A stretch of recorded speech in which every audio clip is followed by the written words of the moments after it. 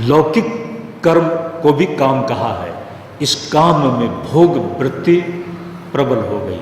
इस भोग वृत्ति में चाहे सृष्टि मूलक काम हो और चाहे कर्म मूलक काम हो, जब नियंत्रित होगा, ध्यान देना, नियंत्रित किससे होगा? धर्म से। धर्म से जब धर्म से नियंत्रित होगा तो वो धर्मराज है। धर्मराज के दो रूप हैं। धर्मराज का एक रूप है जो बड़ा आचार्य है। नचिकेता को जब धर्मराज ब्रह्म विद्या का उपदेश करते हैं तो वो बड़ा प्रिय रूप है, बड़ा शुभ रूप है, क्योंकि ब्रह्म विद्या का उपदेश करने वाला आचार्य गुरु है। लेकिन ध्यान दें, जब इसके विपरीत वह शासन के लिए अन्याय और कदाचार के विपरीत किसी को शासित करने के लिए रूप अपनाते हैं, तब वो भय रूप हो जाते हैं, भय रूप हो जाते हैं।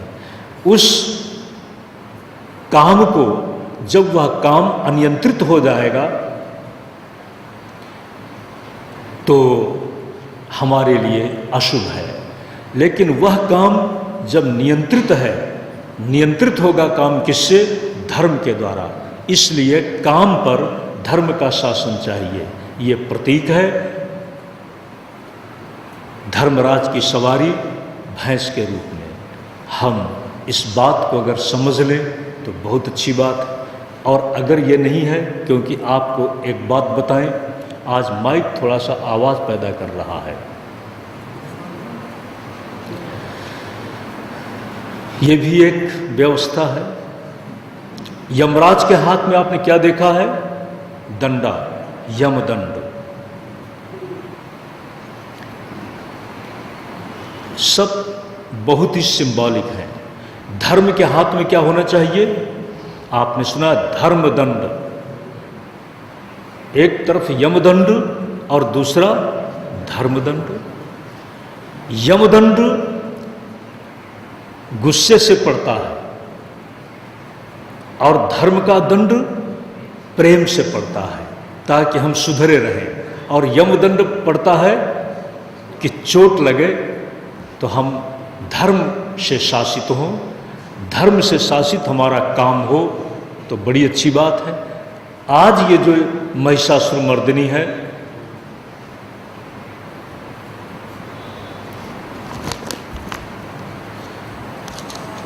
महिष और महिष की जो व्यवस्था थी,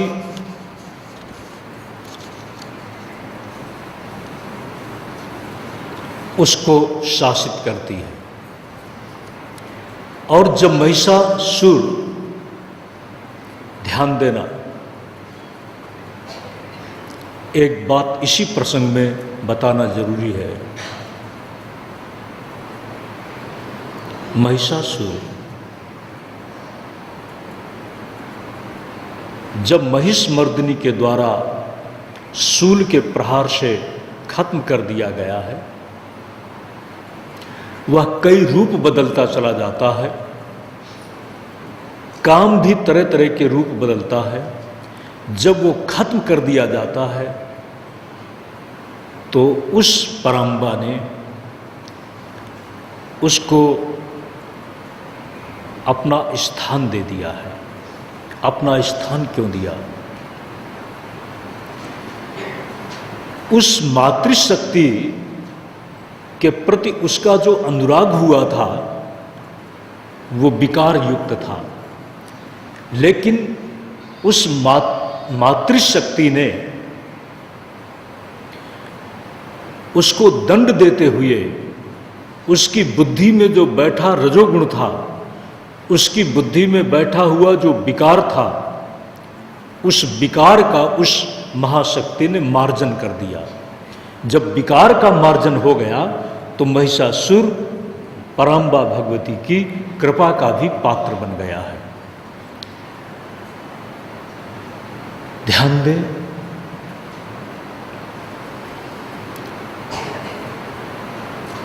दुराचारी भी व्यक्ति तो है, जब वह दुराचार में है, दुर्गुणों से जुड़ा हुआ है, तो वह अशुभ है। लेकिन यदि एक तरह से जब विष मार्जित कर दिया जाता है, तो विष भी संस्कारित होने के बाद औषधि का रूप ले लेता है, ग्राही बन जाता है। ठीक उसी प्रकार से ये एक हमारे जीवन की विविधता में संस्कारित हो जाने के बाद हम अपने आप को निराश न होने दें। कहीं पर भी यदि हम उस महिमामयी शक्ति के सामने अपने आप को उसकी शरण में डाल देते हैं, उसकी शरण में छोड़ देते हैं, तो निश्चित ही उससे हमारा मार्जन भी होगा। क्यों? उसका नाम है पापापहारिणी देवी भुक्ति मुक्ति प्रदायिनी। वह पापों का अपहरण भी कर लेती है, और पापों का अपहरण करने के साथ भुक्ति और मुक्ति मातृ रूप से वह दोनों ही हमें प्रदान कर देती है। महिषासुर का वध हुआ, देवताओं ने स्तुति की, और इसी के साथ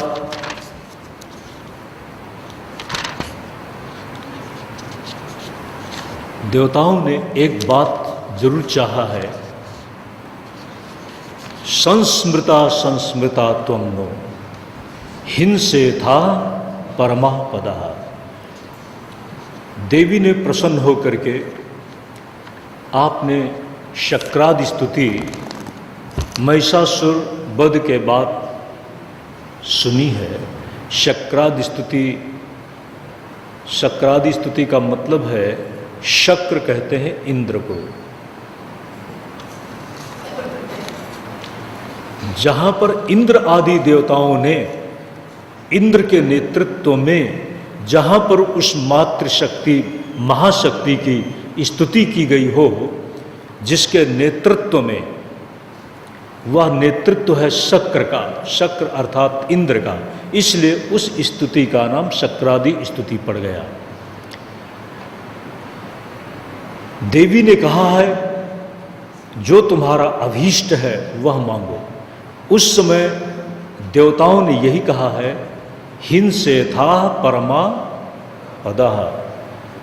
जब जब भी विपत्तियां आए, तब तब आप प्रकट हो करके उन विपत्तियों को नष्ट करें। इसी के साथ एक बात और भी कहा है, ध्यान देना, ये देवताओं की मानसिकता का प्रयोग है। देवताओं ने और क्या कहा है कि इस स्तुति का भी जो पाठ करे, धन धान्यादि से उसकी वृद्धि हो। हमने तो स्तुति के द्वारा आपको प्रसन्न कर लिया, आप प्रसन्न हो गई। हमारा जो अभीष्ट है, वांछित है, वो तो सिद्ध ही होगा। लेकिन इस स्तुति का जो भी पाठ करें, उनका भी वांछित, उनका भी मनोरथ, उनका आकांक्षित आपकी कृपा से सिद्ध हो, ये उन्होंने माँ से वरदान मांगा है। यही है देवताओं का पर उपकार के प्रति सद्भावना का स्वरूप। इसी के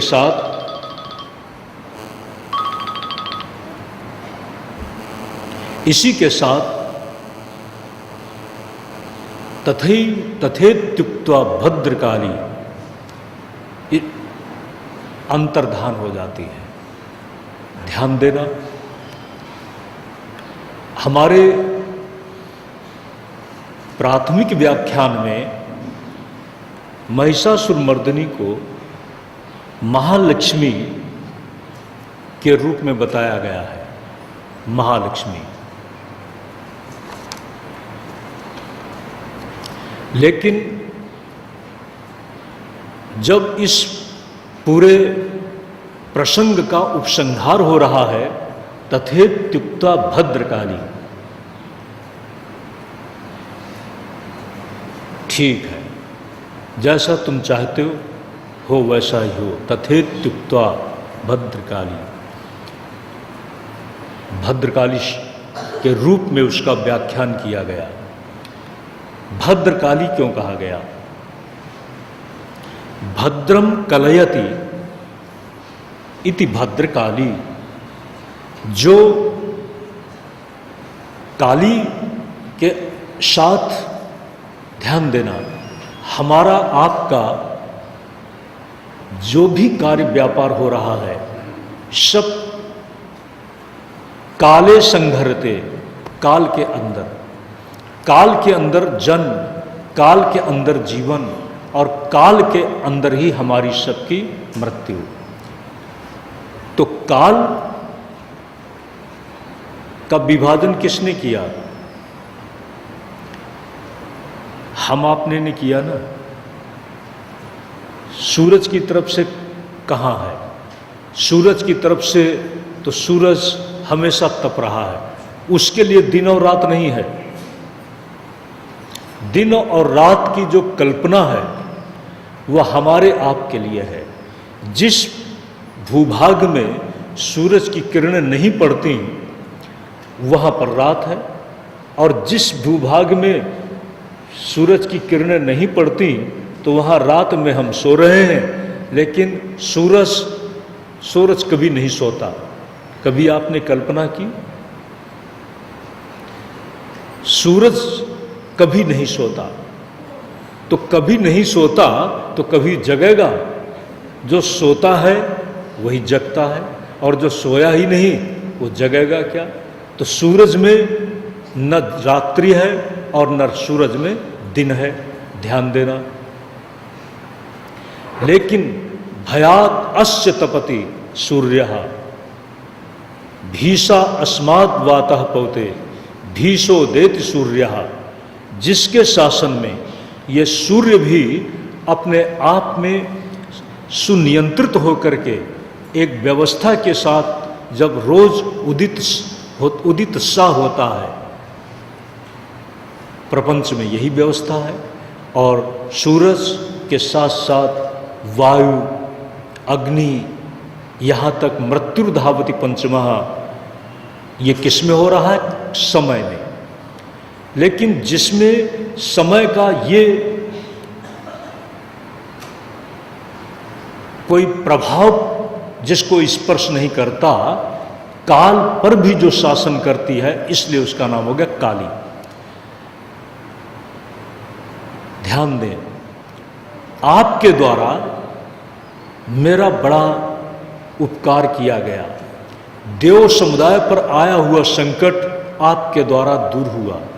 लेकिन आगे भी जब कभी भी ये संकट इस तरह का आए तो आप हमारा कल्याण करें। समय की व्यवस्था में हमारे लिए अतीत, वर्तमान और भविष्य है, लेकिन आपके लिए अतीत, वर्तमान और भविष्य न जैसा है, आप इससे ऊपर हैं। यह है भद्रकाली का अर्थ। यहाँ पर वह भद्रकाली देवताओं को वरदान देने के साथ अपने आप को अंतर्धान कर लेती है। ध्यान दें, जब फिर से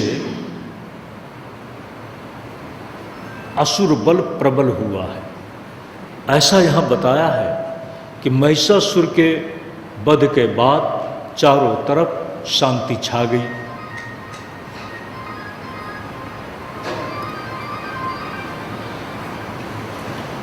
शांति के साथ सब कुछ चलने लगा। एक कल्पना, बड़ी मधुर कल्पना का दर्शन कीजिए।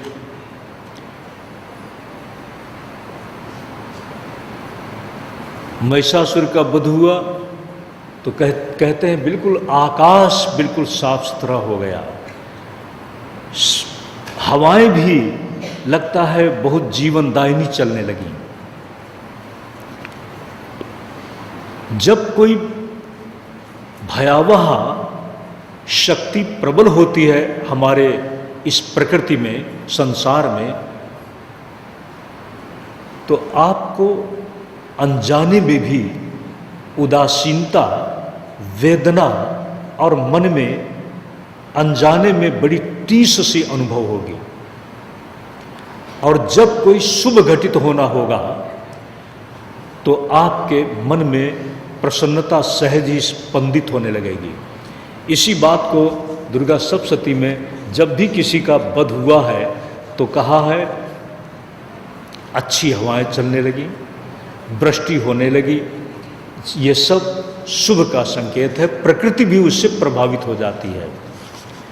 और जब व्यक्ति की अंतः प्रकृति दूषित होती है, अंतः प्रकृति अर्थात मन, बुद्धि, चित्त, अहंकार, ये जब अंतः प्रकृति दूषित होती है तो इसी के साथ साथ व्यक्ति का व्यवहार भी दूषित हो जाता है। और जब व्यवहार एक बात है, जो भी विपरीत व्यवस्था है थोड़ी होने पर भी परेशान करती है। एक बड़े बर्तन में दूध आप डाल दीजिए और उस दूध में थोड़ा सा खट्टा डाल दीजिए। दूध कितना है?